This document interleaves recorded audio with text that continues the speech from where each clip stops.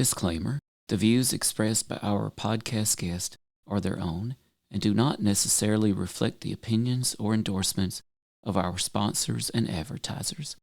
Similarly, our sponsors and advertisers do not necessarily endorse or support the views expressed by our podcast guest. The following episode is from a Dr. Mount's special appearance on Calling All Beings, number 111, Off the Meter. This premiered on Wednesday, March 6, 2024. Check them out on YouTube at Calling All Beings. We are Area 51 Coffee Company. Coffee for regular humans and coffee with twice the caffeine of a typical cup with a buzz that's out of this world. Coffee connoisseurs from across the galaxy seek out our smooth brew with a hint of sweetness in a perfect roast. Area51coffeeco.com. You will also be assimilated with our Area 51 merchandise. We are invading Earth one cup at a time. We are Area 51 Coffee Company. Area51coffeeco.com.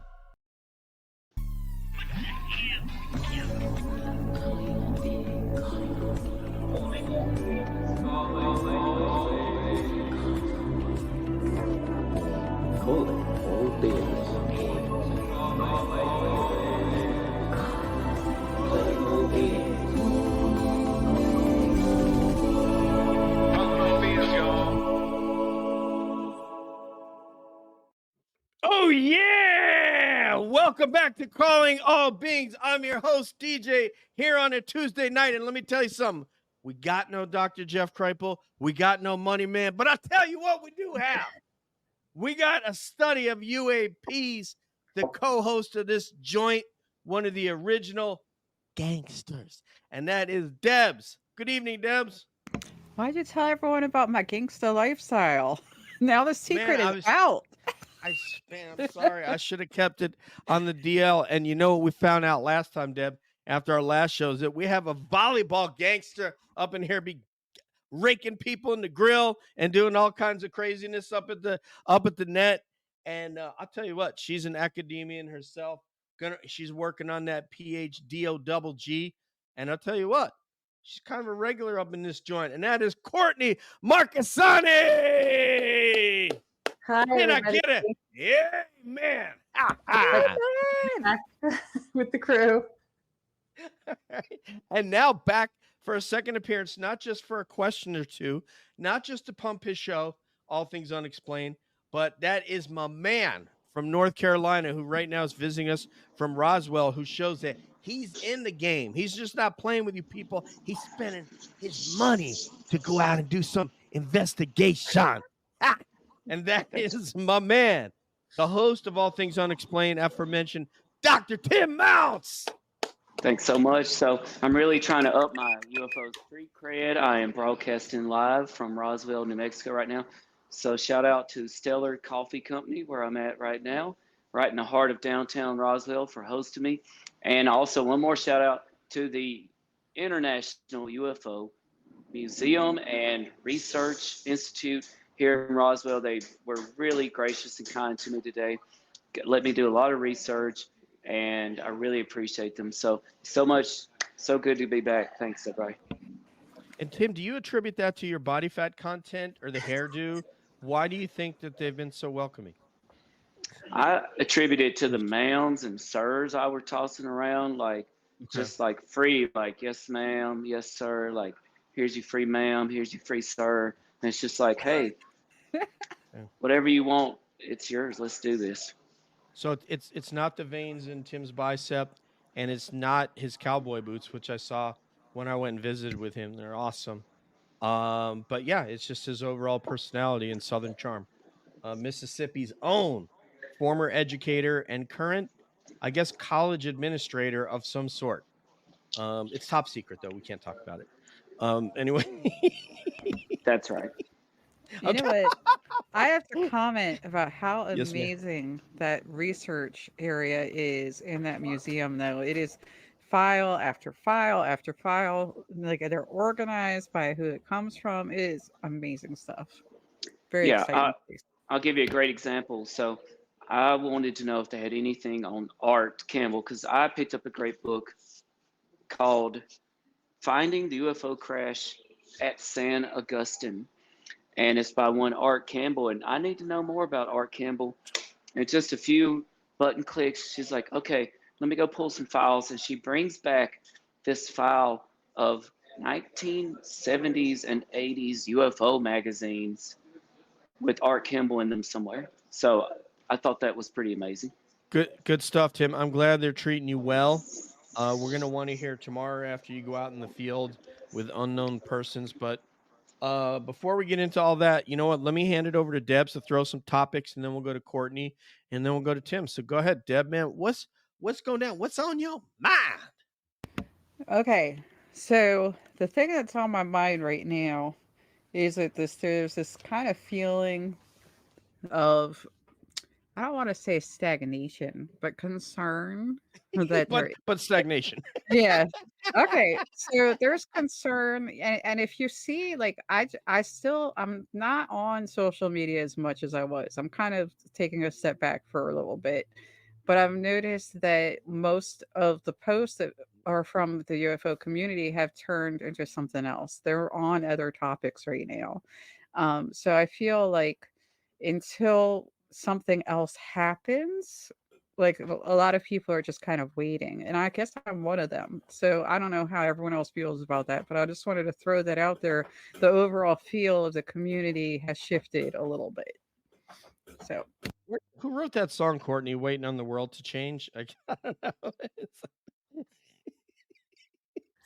I don't know. That's not coming to mind. I mean, Waiting, I remember the song. I remember how it goes, but I don't know waiting who on the world to change. changed. There you go, Tim. These from near Elvis Presley. All right, go ahead. All right, Was I'm sorry. Uh-huh. Elvis the singer? Was he the one that first sang it? No, it's a was much more recent song. It just so happens that Tim is from Mississippi, and who knows, maybe he's not far from Tupelo, where Elvis is from. But anyway, I digress. Please, waiting for something. Do you feel like this is a malaise, Courtney? What do you feel like the state of the of the as Nathan called it, the state of the onion is right now? Yeah, I feel that Deb has just got her finger on the pulse. She's picking up what everybody else is feeling, which is this anticlimactic thing since the hearing that we're all waiting for, the next hearing or the next big move to happen. And we're all being told there's this still water right under the undercurrent, but there's really big stuff happening. But I think back to when I started getting into this back in, 2015 and 16, and there wasn't really anything going on. So I'm like, this is actually pretty big stuff. So I know there's going to be more big stuff. And I keep thinking about how we always kept hearing something big's going to drop, something big's going to drop. And you always just felt like it was nothing. So I think that this time that we're in right now is actually pretty exciting. And I think there's more. I think there's more coming. I'm sure we're going to talk about it. I was disappointed to see Sean Kilpatrick's article in Scientific American because he's just Not scientific. he's just so negative, and he just negates the whole body of evidence that's been given. And so I am disappointed with that today. Yes, very crestfallen. Oh, I love that word. That is so ding, Courtney. When the best word of the show is crestfallen, I love it. I have to say, I have to throw out there that Love Jeremy Corbell did say that something with Grush is going to come that's bigger than the OPED. And I just feel like that's still a lot going on one person. I would like other people to come out, and that's one of the things I'm waiting for. But I want to hear other people's opinions, of course. Oped to me sounds like moped, but without the M. I'm sorry, I guess that's not worthy of commentary. We're I moped. thought that was pretty good. It's moped. We moped. Deb Don't so need no funny. Tesla to impress her.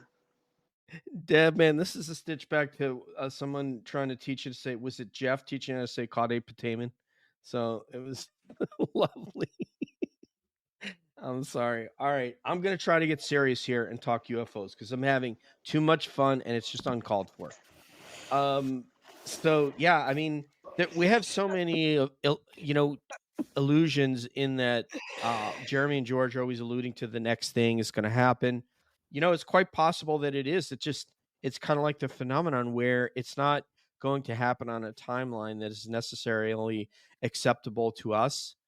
And boy, Debs, we had conversations about this way back when Grush came out, is that we're waiting for someone to come along and offer not only moral support, but to support his argument and his assertions with some of their own. So they threw out those, those little, they sort of threw out those daggers there as far as alluding to a mental health crisis that basically just happened because his friend died, and that he's autistic. And I'm like, wait a minute, what's the problem with his testimony? I'm missing it, because he was able to maintain a TSSCI clearance with SBI and multiple polygraphs, and was had access, could have been read into something like 3,000 programs. So yeah, obviously they didn't think it was enough of an issue to read him out and send him on his way. But obviously it was enough to scare other people from wanting to do the same, because they know if you have something in your background. So Bob Lazar comes to mind, right? Oh, okay. Strip club, the guy, this is an engineer, and on his own time likes to go to a strip club and see girls and maybe get lap dances. Oh my God. He obviously, that person. Well, but there may be individuals that don't want that information in the public sector, and that's what would happen if they came forward. So that's my take. Tim, have you gone yet? Go ahead, sir.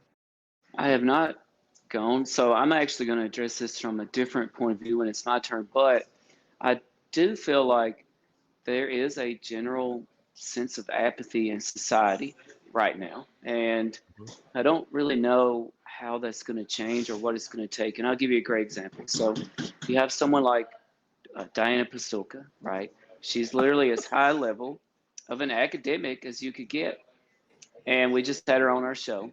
But as respected of as an academic as you can get, she literally says, hey, someone from the government took me and this other scientist from Stanford out in the desert of New Mexico, somewhere, maybe the plains of San Augustine, and we dug up parts from a UFO crash retrieval site. General society, general population doesn't even blink an eye at this. And I think that's pretty telling, because, you can't really get more of a bona fide witness than Diana Pasulka. And so what is it going to take to make people blink an eye? I've heard this theory that people are becoming one with technology, like we're merging with technology, and it's causing us to really, just to lose sense of our surroundings and really not even care. So I don't know what it's going to take, but I feel you. I think there's a lot of apathy out there. You know what I keep remembering? I keep remembering when Lou said, if you have other hobbies, go for Get a them. hobby. For 5 years. I think is the quote, go get a hobby and come back. Right. And I'm like, you know what? I am doing that right now. I'm going to sit back and wait, because I think putting pressure on certain people isn't going to benefit us with this topic, right? It's not going to make it go faster. And it is a slow bureaucratic process happening behind the scenes. But regarding the apathy issue, I think that is an overall issue. I think as a mental health professional, I see a lot of children, for instance, are really suffering still from having gone through that pandemic. And it's just been an overall ripple effect. So, on the one hand, we're just like normalizing this conversation in society. The NHI conversation is kind of normalized at this point for some people. And then on the other hand, people are like, yeah, but I just got to trudge through life right now. We need like some sunshine or something to make everyone just feel better and more excited about the universe. Courtney, what do you think? Tim mentioned AI. I would love to, do a whole round on that, but without setting any sort of a table. What's your thoughts, ma'am?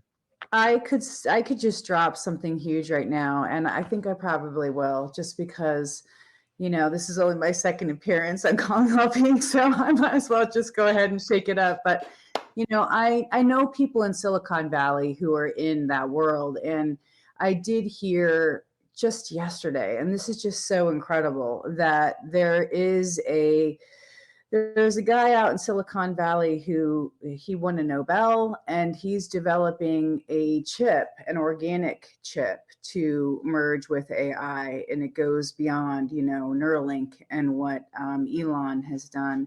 So I think that is a sobering. I think that is a sobering thing if true. I mean, they're getting the money behind it right now, and the interesting or novel part of it that I thought was important for research is that because these chips are, so going to be so scarce, right? Because of mining and getting them and the power that's required to use them for something like Neuralink, they're looking at other options like this organic type of chip. Now, I don't know how it works, and I want to know more, but I know that it's going in that direction, and that the progenitor of the whole thing, his philosophy is, mankind 2.0. And so I think that my own opinion is like, I want to have personal sovereignty over my body and not be necessarily pushed into that whole world. But I know it's going that way. And that scares me. It actually scares the heck out of me. And I'm all for technology, but if that gets developed, I think it's going to bring a whole bunch of questions for humanity about AI and merging with it. That was going to be my next question. Was just that you already kind of answered it, but I'll probably dig a little bit. But let me say hello. Oh, okay. My wife's saying stop clapping. I need to sleep. Okay. I wanted to say hello to Lou. Lou, how's it going, brother? We haven't spoke to you in a long time, but I hope you and Jennifer and the kids are doing really well. So glad. Thank you for tuning in, as well as everybody else tuning in to Cab. William from Scotland, what's up, brother? Just to let you know, William, coming up, we're having an England, Ireland, Scotland roundtable on a Saturday. I believe it's April 3rd.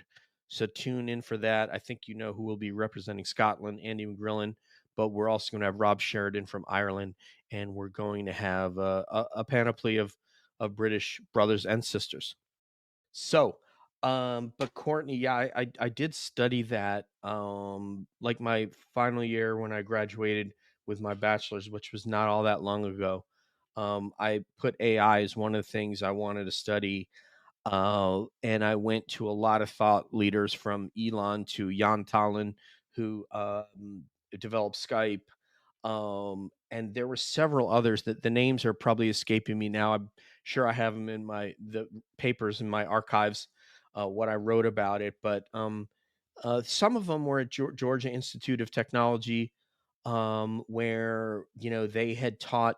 I think it was a Navy DARPA project. Ironically, something Debs and I were talking about earlier, where they wanted to teach two robots to be able to fool one another, to play hide and seek.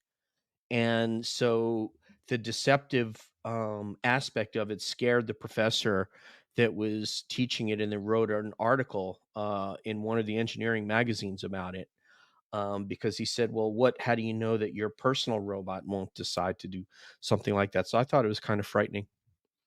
So listening with bated breath, Yeah. Lou said, Well, we're not going to say I nothing crazy. I might, but I could go on and on about the AI technology that's coming out, but I just really like to point out to people that this is not new stuff. DARPA worked on it at least 6 years ago. Back in the day, they didn't use the small devices like they're doing now, which, by the way, was kind of a copy from a competitor for Neuralink. Just got to throw that out there. They used an attachment, right? And that's how they used the brain computer interface. So the thing like putting chips inside our body and all that, that's not new technology. And if anyone researches it for just a few minutes, they're going to find out it's older than they think. And that means that it's further along than we think. Hey, Deb, I would like to ask you, and then I'm going to go to Tim on this. I know this isn't UFO centric, so forgive me, everybody. We'll try to dial it back into UFOs. And there is, because Dr. Kreipel, who was going to be our guest tonight, actually did speak about that. And he's going to be on with us, by the way, April 8th. So Monday, April 8th, Dr. Kreipel will join us, but he's in Texas, in Dallas this weekend, or this week. So Deb, is there something about AI that you fear? What are your personal feelings about the possibilities of a developed sort of strong AI or AGI?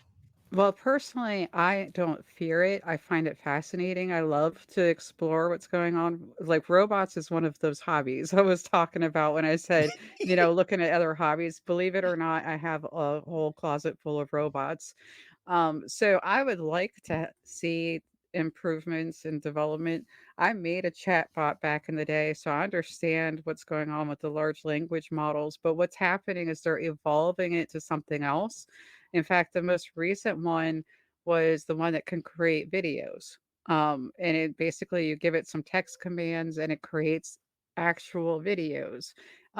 The thing is though, and I'll just throw out, I don't want to like give away too much about some of this research just yet, but I'll just throw out if you combine what they're doing with AI with a whole bunch of companies together, and then combine what they're doing with something where they're trying to replicate the human brain with computers, and you put those two together, you're going to see something that thinks a lot faster than us, has a lot more information than us. And if they do improve, they've talked about improving the energy power source for these things, right? It's going to be like a human with a bajillion memories. Okay, so if that could scare some people, I won't lie, that might be scary. The only thing that really does scare me about it, though, is the fact that they want to weaponize it. They always want to weaponize these things, and they already have autonomous drones. They're already working on swarms of drones that work together that are AI. So that's the scary part. I'm not appreciating that. I appreciate us not wanting to lose service people. I get it, but it's just kind of scary because that could go wrong. It could go very wrong, very Skynet. So So you said you don't fear it, Debs, but to be fair, the list of things that scare you we have so far are ghosts in restaurant bathrooms, and I can't think of I can't think of anything else. weaponized So drones you're and not storms. really the right person to ask this. Let me go to somebody who may have a real fear, who shares in the fears of Courtney and I, someone we can commiserate here with in Dr. Tim Mounts. Hi, Well, Dr. Mounts. hi. So I do fear what Courtney was talking about. I think it's really disturbing. I'll give you a little teaser into some things that CJ and I have been looking into. Some people believe that, Diana Pasulka has said that, these crashes are perhaps gifts or donations. Okay. Well, the implication here is, all right, they gave us technology. What did we give them? And did we give them the green light for abductions? And if you look into the abduction phenomenon and biotechnology, we literally have advanced biotechnology that was first derived from space with no other explanation. Okay, there's some disturbing trends here. And I was reminded that indeed these implants have been around a lot longer than we've known about. As I was touring the UFO Research Museum today, sure enough, how long have people been getting abducted and coming back and telling stories of implants in their bodies? So this is a scary phenomenon.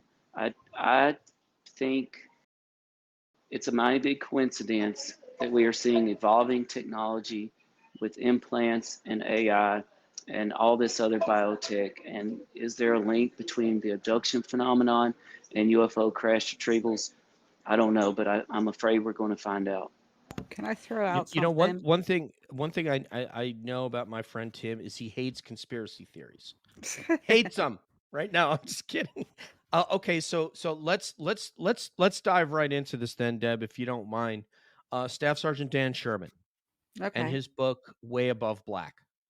And so if anybody out there is looking for it, it's on Goodreads. I think it's like $7 or something on Goodreads. The book is 60 pages. So Tim could probably read that while he's in the shower. That few pages, right? But what I want to talk about is that supposedly there was a program with the USAF and the NSA to train people to communicate with the phenomenon. And I hate to spoil the book for you, but the actual purpose of it is more important than keeping it a secret, because really you would want to read it to get the details about how he got into the program, why he showed up at Elin School and then at Fort Meade, and then so on and so forth. And says that he was trained to communicate with ETs. He eventually figured out that there were abductions involved in this. At least that's what he thought, or that's what he was led to believe, because he was being given coordinates by the entity he was intuitively communicating with. The computer terminal that he was using, now think like 1992 for a time frame of where computers were at there, was that sort of technology. And there was a box that would appear on his screen, and what he was given intuitively, a set of forward slashes, numbers, and then more forward slashes at the end of the communication. He would type that into a window. He didn't know where that information was going, and he won't even offer a guess as to where it was going. But he believed that they were coordinates, and I guess his communication with the entity had something to do with abductions. So who goes? So let's go to Deb and then go to Courtney and back to Tim, please. It's interesting because it sort of ties into what I was going to comment on. I was going to say that some people say that the entities are AI, right? That they are some kind of biogenetic AI, and which would make sense because if you're like a species, you'd probably want to send that. We would. We're working on that right now, by the way. We're trying to make robots to send into space. And if they're using like electromagnetic technology and all that, so it just kind of goes in line. This is a very technological connection. As far as like the abductions, it's so weird. The thought that went through my head was, how many did we abduct? Like, like how many have we taken and kept? Great point. And like humanity has abducted many, many people, right? So we're so judgy about this, but we do this. Like I watched documentary after documentary, one of my other hobbies, about people doing these kinds of things and people going after them. So I don't know. I think there's a lot to think about with that. I don't approve of abducting. Obviously, it's not a good thing at all. It's damaging. It's traumatic. There's other ways if you want to interact with humanity that would be better. I don't know. I don't know. That's my 2 cents on that. I just want to say hi, Av, and welcome back. We haven't seen you in a little bit, but welcome back to the cab. Welcome, Insectoid, and Shelly. Welcome. Yeah, and it also, I want to throw out there before I give it to you, Courtney, that I hadn't shared this with you. I thought I was supposed to share it with you last week, but the alien interview that was done, it was allegedly filmed in 1991 out at the Area 51 site at S4, supposedly. And I watched that the way it was filmed, and I watched Victor, and I believe that's a legitimate, absolutely a legitimate interview with an alien. I believe Victor's legitimate. But anyway, take it away, Courtney, on anything that you want to discuss about that. Well, was that the Inside Edition one that I mentioned? I mentioned an Inside Edition video that was leaked, and it had the Navy Yes. thing across the bottom. Okay, I just wanted to get clarity if it was the same Yes, ma'am. video. So when I heard this, this new chip that's organic, right? The first thing I thought of, I just wanted to validate Dr. Mounts, because the first thing that went through my mind intuitively, I was thinking, is this connected to implants? It was such a aberrant thought that came into my mind. It was so far afield of what was actually being talked about in that context. I thought that was an interesting thought. And I'm not conspiracy minded either. I want to find facts and fact patterns that, go and make evidence that you have evidence when you don't really have it, or, historical evidence and documentation of things. So when he said it to me, I thought, oh, I wonder if this explains telepathy. I wonder if it explains some of the psi and the precognitions and some of that. I have never conceived that these actual psi abilities might have been related to that. I never considered it, but I absolutely considered it when he said it. It was like my first thought. So yeah, it has been around a long time, Deb. And I wonder where some of those metals, right, the Dr. Lear stuff, which we saw, patients having metals being taken out. I wonder if some of that wasn't repurposed and given to DARPA. I don't know. It's just a thought. I think the second thing about the Dan Sherman story that is so profound is how his mom was identified before he went into the recruitment. So there was also recruitment because he was an experiencer, and it was a genetic thing. And so that's another thing that stands out to me about his story, is that there's recruiting going on. And, Kit Green talks about this. He talked about it in Third Eye Spies, that there was a recruitment program, and they can't get away with doing that today, what they did back then. And I actually contacted the filmmaker, and I was like, what exactly was he talking about in those Army recruitments, and how are they recruiting, the Psi spies? So that's another thing that comes to mind when we think about Dan Sherman and how he got recruited.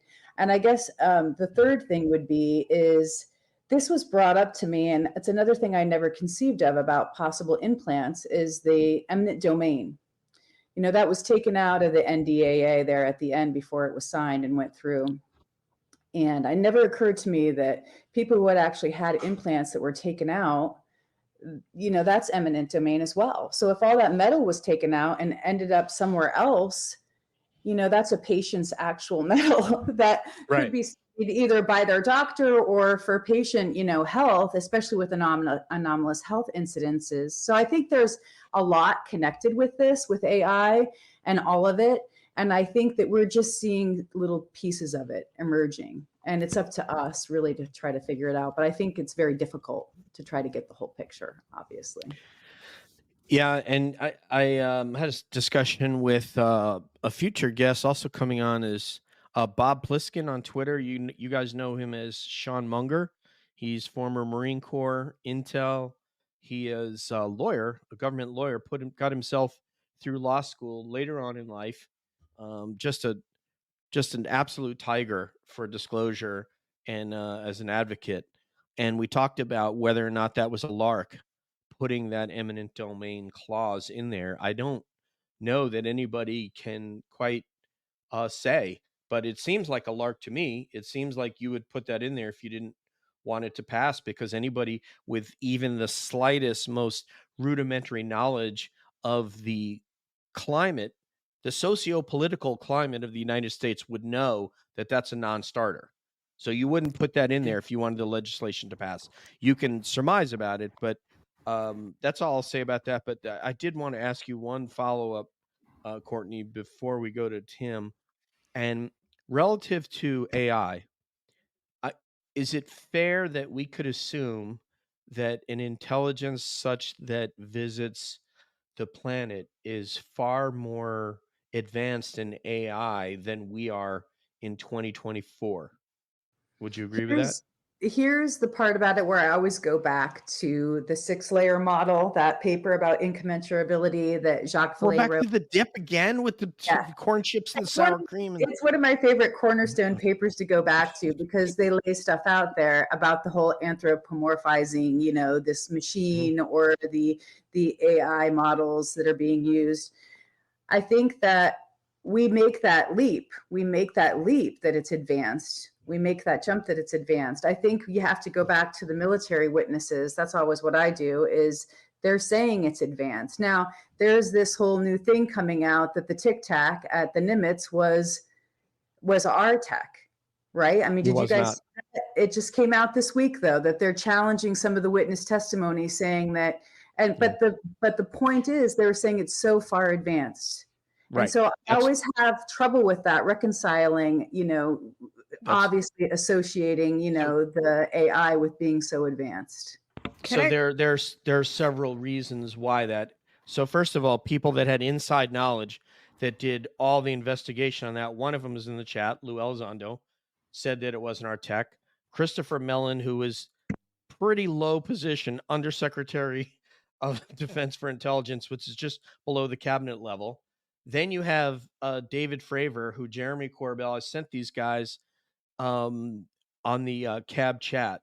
It's an interview that Jeremy Corbell did where someone was trying to assert to Dave Fravor that it could be our technology. And Dave said, yeah. Not only was he a witness to the event and got in a dogfight, and the craft literally disappeared in front of him. Literally. That's what Alex Dietrich told us. It didn't zoom away, it disappeared. So that's A. B is, he said, if you knew the position I hold right now, you wouldn't try to sell me that.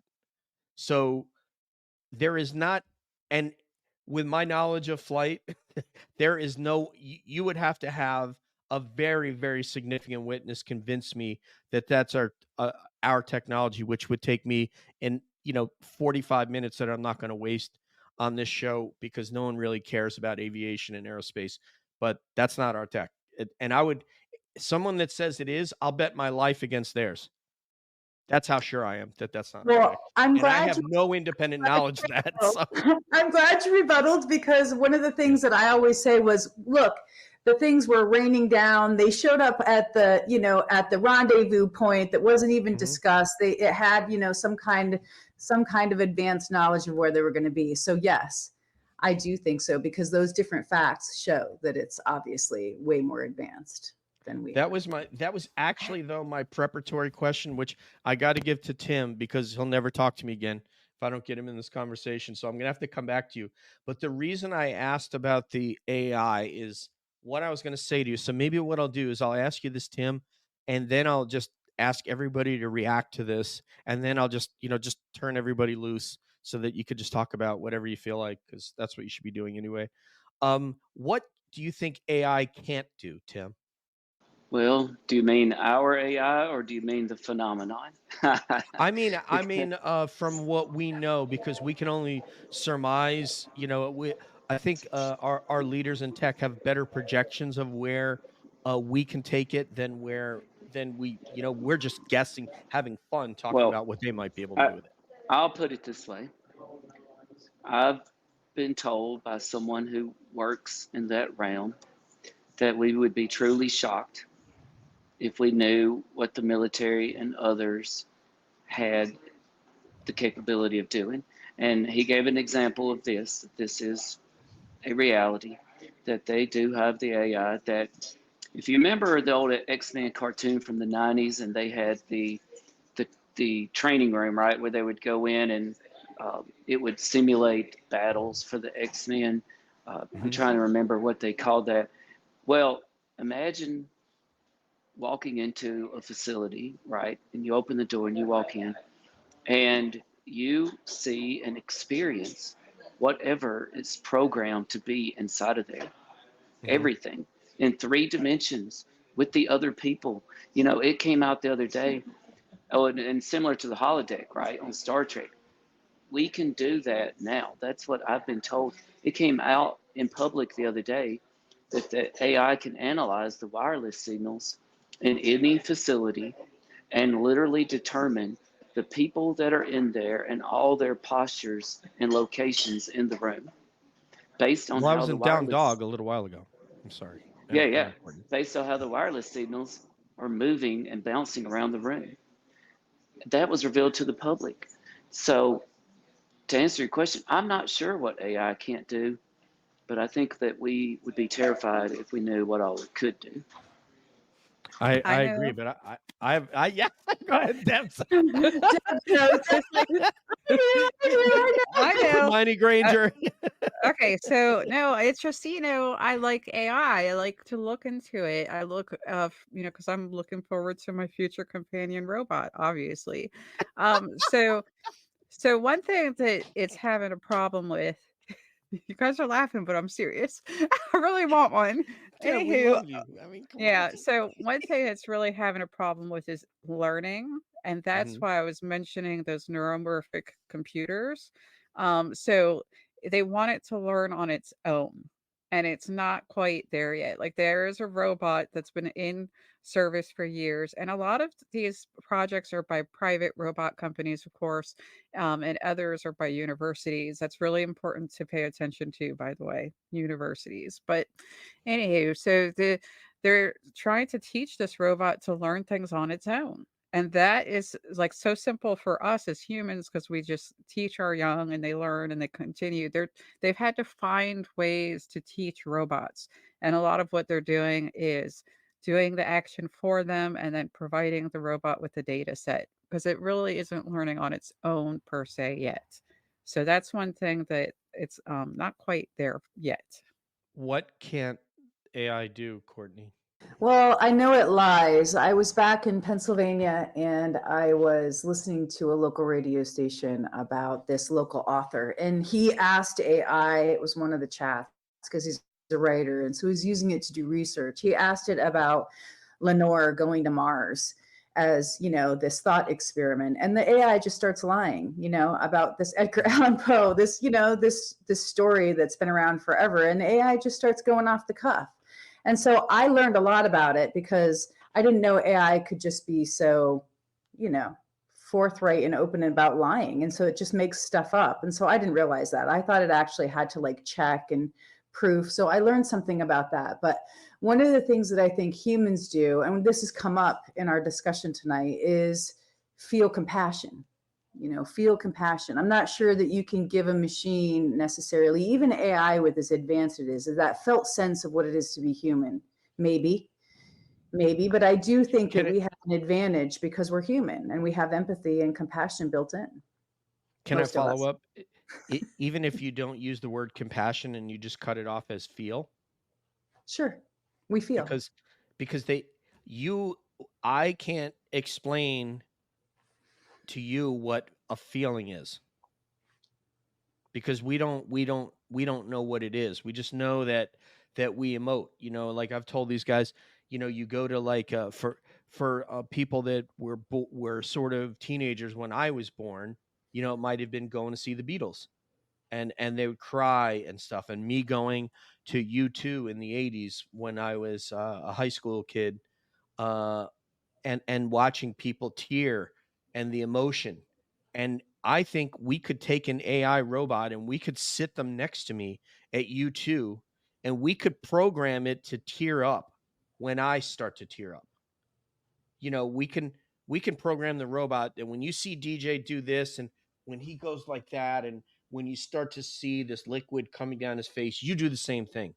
But I think the reason that the phenomenon, some of them have come and wanted to extract this biological material to mix in with their machinery so that they can hybridize it in some way, is because they don't know how to feel. So they know we know how to feel. So if they can add that in, it can maybe change their birth rate, and who knows? Well, I can only surmise, but the only thing I can think of is what we have. What we can't explain how we do it, we just do it. I don't know what a feeling is. It's a feeling. Okay, what's a feeling? Well, I can't explain it to a robot what a feeling is. You could have an AI. I can't say, oh, well, a feeling is when you feel something. Okay, what's that? Well, I don't know. But I think they know what it is. I think they value that. So I think that's what AI can't do at least if I were to try to find a reason why they would want to take human biology and extract it from a man or a woman and then return them back to Earth, like maybe they did with Dan Sherman's mom. So if I don't want to scare you too much, DJ, but one of the things that DARPA was working on was impacting, and this ties back to what was said earlier, impacting people with mental health issues with implants in the brain by signaling into the brain. So again, they're involving technology to impact feelings. I think it's good that you brought that up. When I went to look for this organic thing, this chip, Deb, that was one of the things in the research papers that I found, that they wanted to work with people with autism on social emotional reactions to help them. So I hadn't thought of that connection either, but you just brought it up. Can I reverse that though? The problem is not that they can interact with our brain and make us feel, because we can already feel. The problem is if we can take us and make a machine feel. That's the challenge, is the opposite of that. Now, right. Somebody bring I up just think we have to be real careful here. And something Courtney said brought up a memory. She talked about how AI lies, and it does lie. Can everybody hear me?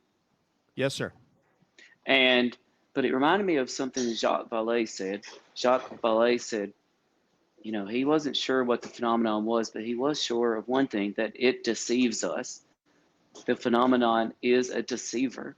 And so you could call that lie. And so I think there's an analogy or similarity to be drawn between the phenomenon and AI, and the fact that they both deceive us. They are both lying to us. And so we need to be very careful what we think and what we think is being revealed to us. I want to circle back real quick on the Tic Tacs, by the way. If you want a good analysis of the Tic Tac situation, just Google Kevin Knuth. He's a physicist. Kevin Knuth paper on the Tic Tacs and the Nimitz, and you can see a physics study and let the physics and the mathematics tell you what you should think about it, and let that lead the way. The entire Earth's level of energy required to propel it. I don't remember the altitude, you know, for at that velocity to propel it up to like 80,000 feet once would have been like the entire Earth's worth of energy. Like I said, there are many, many reasons why, but it's kind of like, it's very difficult for people to understand that, because if you don't understand flight and what is involved in flight, then you can see something and say, oh, sure, we could do that, because you don't understand what conventional flight, what it takes to make an airplane or a helicopter hover, is an incredibly energy consumptive process for any rotary wing aircraft, which is what the FAA defines as a helicopter, is a rotary wing, because what you're seeing are not fan blades like that are in your fan at your house. They're actually shaped like wings that create their own lift, irrespective of the fact that you have a collective that will then pitch those blades. Again, it's too much to get into because there's just too much involved in it. I wouldn't waste the time, other than to tell you that if someone says that is a US, a Russian, or a Chinese tech, I'll say, okay, bring the arbiter of truth. I'll bet my life against yours, and no one's going to take me up on that bet, because they know they won't have either that, or they're just a fool. So anyway, let's go with topics that you guys want to talk about. Tim, you've got something. You're either scolding one of your children. Go ahead. Oh, Debs. Go on now. Get out of here. Yeah. No kids with me in Roswell, but I wanted to circle back on Deb's topic earlier, and I was going to take it from a different point of view. So there's some current news, breaking news today, that this was from FOIA. Okay, so the Air Force just released via FOIA some more information on this Air Force encounter over the Gulf of Mexico, and there were 4 UAPs involved. One of them was similar in shape and size to an Apollo craft. It was illuminated at the bottom. It was moving incredibly fast. It jammed our systems. One of the pilots managed to get a screenshot of this object. This is the encounter, by the way, that Matt Gaetz was talking about at one time. The other objects were not able to get a lock on them, but they also seem to be jamming our systems. So this is breaking today, and you can go to Black Vault and check out more of this. But just last week, not Pasulka, but Luna, Representative Luna, who's kind of in this with Matt Gaetz on all this, she was asked about, hey, she and Matt Gaetz had a classified briefing, and somebody got tipped that perhaps they were briefed on alien bodies. So I want to know what y'all think, because I actually think that it feels like we're on the precipice of something really major being unveiled. Okay, Hera, my cat is here. Hera, come on down, buddy. Okay. I hear a couple different things going on with the bodies. Okay, so there's a lot of information to mull over. It's one of the least likely to get hard evidence on, which makes sense, because that would be the thing that most people would be most secretive or cautious about, right? Revealing actual bodies. Like they just have this assumption that, that maybe we're not ready, and that's unfair, because obviously we've survived along hominids before, other ones.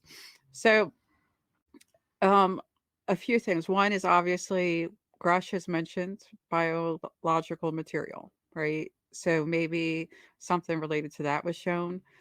But Jeremy Corbell says that that story about Luna is being misconstrued. And that is not exactly what happened, but there might be a grain of truth to the rumors. So I just wanted to throw that in there also for people to think about. Um, so we don't know exactly what they saw, but I do think I have to mention I keep going back to that Skinny Bob series on YouTube and wondering what is the story with that? Like, why do we have those videos on YouTube with a person who's never, like, no one's ever come forward and said they made that? And it just so happened to have been put out around the time OSAP was around. Hmm. No one's mentioned the connection between the timing with OSAP and those videos. So I don't know, man. There's a lot to think about. I'm sorry. My cat Hera is she's very demanding, and when she wants to be in front of the camera. So anyway, I just want to say how annoying it is. I can't tell you. I did a whole bunch of my flying time was at that base right next to Eglin. So we shot approaches to the same areas and used the same training areas over the Gulf, and I never saw a damn thing. So I'm so pissed that those guys saw it and I didn't. I was at Herbert Field, which is about 5 miles from Eglin. But like I said, we both use all those same training areas, same Or training you range. did see something, but you just can't tell Oh, us. no, I mean, back then I wouldn't have said anything, obviously, because you just didn't do that in that time. You would have gotten sent to the flight dock and probably grounded. So you wouldn't be talking UFOs in the cockpit. It was extremely intimidating just going there as a rookie. You just kind of, you know, you just wouldn't do anything like that. But no, I really didn't see anything, but it would have been really cool if I did. Um, but yeah, I don't know. Do you, I mean, you're a news junkie as well. And Courtney, you get a lot of news. Do you have anything on Gates Luna, Gates's briefing about those craft and then the bodies more recently? I think it's just so fascinating because we were at the hearing, a couple of us here. I know Deb was there, and we heard Gates in the open session say, break ranks and talk about classified information. At the hearing, he talked about this information that's just come out. So I think that's amazing that it's actually out now and we can look at the documents, because at the time he said, now tell me if I'm incorrect, but I remember him saying that they showed up at the entrance to the base, that they appeared. And so it sounds similar to me to what some of the other pilots testified to, that sometimes these anomalous objects show up around bases, or they show up where we're doing training runs. And so I think that's a pattern, obviously, that is intelligent. Once again, like we talked about the radar being jammed last time, it shows that there is some intelligence behind this, which to me is also a piece of proof. And so I think the interesting thing is that you're seeing the introduction, especially with Luna and Gates now, again, with these bodies potentially, and seeing a video. They didn't say no, they didn't see a video. They said no comment when the reporter asked if they were shown a video, which I also think is interesting. And how do you interpret that, as people who are following the news? If they would have not, they would have said, no, that's patently ridiculous. So I think it leaves the door open. And I also think that it's interesting that we're talking about bodies, because when we saw the controversy around the Santilli video so long ago, that was hotly debated and disputed, even by people like Kit Green, who came out on, I think it was Above Top Secret at the time, and he even came out and weighed in on it at the time. So here we're seeing this all kind of repackaged, repurposed, and coming out again, but it's actually in Congress. It's at a higher level. So when you hear people like Lue Elizondo, which today he came on, speaking of news, and said, hey, Lou? things are coming, be aware, be tapped in. I think that this is all showing us how it's taken shape. So that's my opinion about it. Man, what a great stitch back to the beginning of the show. I just want to say hello to a couple people. We have Timothy Mans? Goatee, how are you? Shelly, you got some interesting stuff. You're going to have to tell us about this one. The object let us get so close before it shot up without turning, and at an angle and went into a tunnel. So you have to, we'd love to hear more about that. So please DM somebody on the show, either Debs or Courtney or Tim or myself, so that we can hear about this. And maybe we'll get you on here to talk about it. But yeah, welcome everyone. Timothy Mann, election reform or perish. All right. Everybody, we appreciate you guys being here. We only have about 5 minutes left, so let's just sort of anything that you guys want to discuss, Yeah. go around. Tim, do you want to have a parting shot or something? Yeah, I've got a parting shot. I was really hoping to catch Dr. Kreipel tonight. I'm sad he couldn't be on. But one thing I wanted to talk about, and y'all were talking about this earlier, this notion of feelings, but I'm going to go beyond feelings, right? Like it's obvious that humans have something different about us. And going back into biblical days, and for most of humankind, we've called this the soul, right? But the problem is, along with the soul comes some darker parts, right? Like if we do indeed have a soul, and going back to biblical times, go all the way back to the Ark of the Covenant, and we're dealing with other technology and certain people who could communicate with the phenomenon. And we have this notion of heaven and hell. And if you do believe in the soul, and you do believe in otherworldly beings, and you do believe that they're interested in this soul of ours, I can't think of anything more hellish than passing away and my soul being part of in a container somewhere for some alien races, whatever they're going to do with it. And so that's not a very happy passing thought, but it is what it is. The only thing I'm worried about, is if you and I get together in the afterlife, Tim, and me at my best, you at your best, and we play one-on-one in basketball, I know that I'm still going to get smoked, even if I'm at the best DJ I've ever been in basketball. And that's kind of concerning, because it's kind of it'll kind of be like a repeating death if we play over and over. No, it's not concerning. I'll tell you why, because I never was into this. Everybody gets a trophy society that we're in now. So it's good to know you're not good at something, because that enables you to pursue things you are good at, like UFO research. So, I think it's good that you don't think you're good at basketball. I'll give you a great example of this. My best friends, they were in the Gong Show. We used to have the Gong Show back in the day in high school, right? It's kind of like the old school talent show. And they decided they're going to do a band. They're going to sing "Who Put the Bump in the Bump Sha Bump a Bump." And they got on stage. They started doing this, and everybody, the whole school, K through 12, son, they're throwing stuff at the stage. They're booing. They were so humiliated. They rushed off stage, hid for like a week. But at least they didn't think they were good at singing, and so they all pursued things they were good at. Yeah, one of them turned into a NASA engineer, right? No, yeah, I think I have enough things that I'm not good at that I I already have enough humility. But Deb's parting shot. Yeah, I really have to mention USOs. And the reason I Okay. have to mention it is because we keep talking about examples of advanced technology.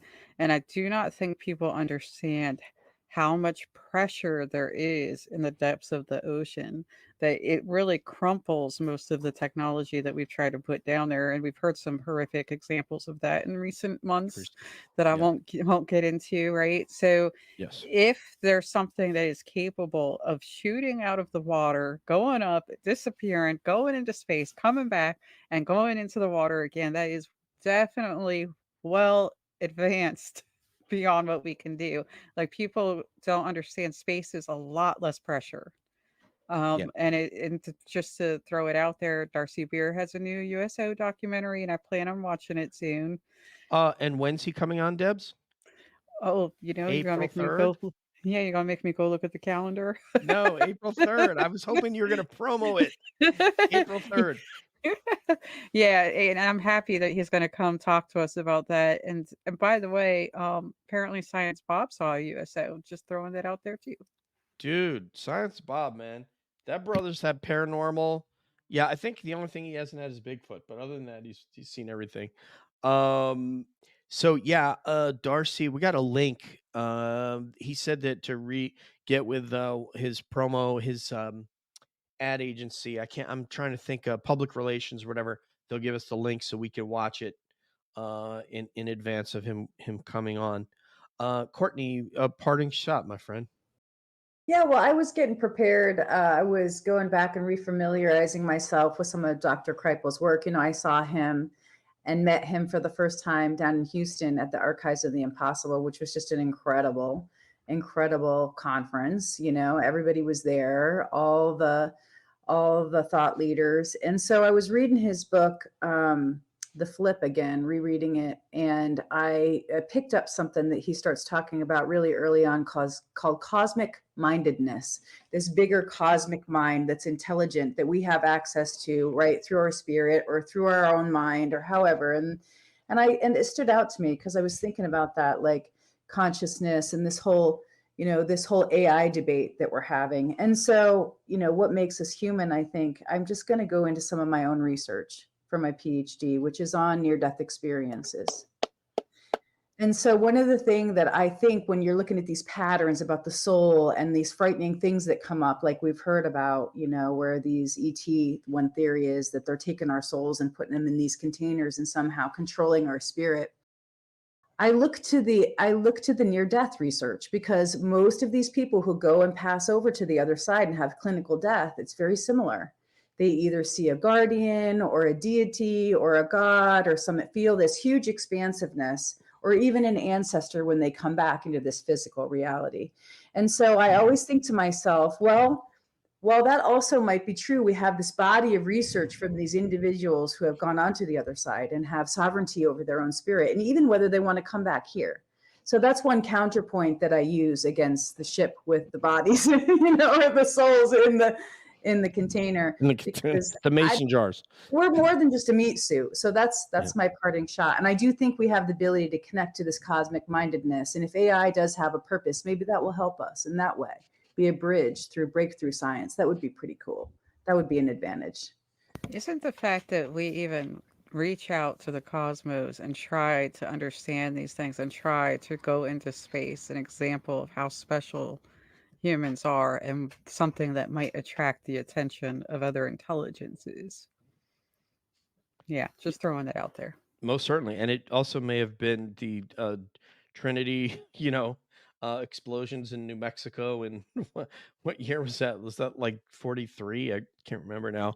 But yeah, no, there's a lot of reasons. I know, like the Neil deGrasse Tyson thing, I won't even address because, I don't need to address like that kind of small-minded idiocy. I don't care, how many degrees he has. It's not the thing. And in fact, tonight, we were going to have a PhD, but we got 1.5 PhDs in its place. So right now, I think we're up by half a PhD. So, but Dr. Kreipel, we love you. You were so very, very kind last time that you were on, especially with Matt's story that he was telling. And we really look forward to you coming here shortly. So Shelley Montgomery here. And if you could read this one, Courtney, it's on the screen. This here. Okay, I thought it was a private chat. I'm oriented times 3. I want to tell you something else I found interesting. Okay, well, let's share. Let's share about it. All right, Shelley, DM one of us, and let's figure out what this is before my cat destroys the computer. Hera, my cat, the Black Panther that I call her, is now behind the computer. Her face is right next to the screen, and it's only going to be a moment before she does something to upset the entire show. For my parting shot, I just want to say thank you to everybody. Money Nathan, we missed you tonight. Lou certainly brought a lot of eyeballs to the show tonight. Probably hit a record for us, and that's including Lou's first appearance and Jim Semivan's appearance. But let's see, what do we got next? What do we got next up, Debs? Is it Terry Wendell? Do we have Bigfoot next? I'm pulling up the calendar. It's happening right now. Yeah. I just want to say, DJ, you're very brave to sit with someone named Hera. Yeah. She's just violent. She's got a violent reputation. I mean, she is an absolute monster. Calypso she is a monster. island. I mean, you've got to be fierce to sit in her company. Yeah, she is extremely, extremely demanding of in my 5 pet family. She's quite unique. But anyway, now don't eat the screen. March But Hera, 13th. what's that? The 13th? Yeah, Okay, March right. 13th. Arlo Okay. Williams and Terry Weindell.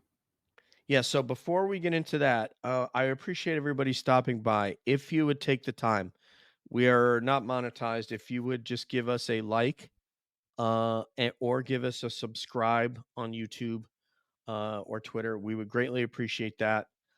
So Tim right here is the host of All Things Unexplained. They have a great show along with fellow former educators. Actually, Smitty is still an educator in Mississippi, and CJ is a former educator and mom. And Tim, who has a mohawk and needs hair gel. So there's that, and has a very low body fat percentage. Courtney and Debs have anomalous debates. We're hoping that some of you guys are going to be. Oh, now she's reaching out for the printer, so she's going to see if maybe she can knock the printer off. But Courtney and Debs have the show called Anomalous Debates. They are waiting for people who have argued but want to settle down into a Lincoln Douglas format debate. They haven't told me if they're going to let me give them a judge or not for the I debate. submitted a Tim, proposal for that, by the way. I forgot. Yeah, Tim has stepped up to the plate. I forgot. Yes, Awesome. I will tell you about that, Courtney. I will tell you. Don't worry. All right. So we will be back. Our next show is going to be Bigfoot related. We're having on a prolific habituator from Oklahoma, Arla Williams, and her friend from Terry Wendell from Rock Hill Bigfoot in Rock Hill, South Carolina. And Terry has been out to Arla's property. We actually, know them separately, but Arla is quite legendary for people who have had experiences on her property over the course of many years. So that'll be coming up next. So thank you, everybody. I appreciate you guys coming in and hanging out while Dr. Kreipel couldn't be here. Nathan, one love, and to all you guys out there, Julie, thank you so much. Yeah, I'm babbling. No, that's me. But yeah, I know Hera is just gonna she wants to destroy something. Julie, thank you very much for getting out of the car and coming in to do this. We love and appreciate you, and we'll see you soon. So for Tim, for Debs, for Courtney, this is DJ saying peace out, one love. We'll see you down the road, and as always, we're wondering what's up around the bend. Hey, unexplained ones, are you ready for your next adventure? Then look no further than UFO Watchtower in Hooper, Colorado. Experience the wonder of the cosmos with guided tours, skywatching events, and firsthand accounts of their over 300 UFO sightings. Whether you're a seasoned ufologist or just curious, the UFO Watchtower welcomes you to explore the mysteries of the universe. They are currently open on weekends for tours or during the week for camping. Give them a call at 719 378 2296 to book your trip today.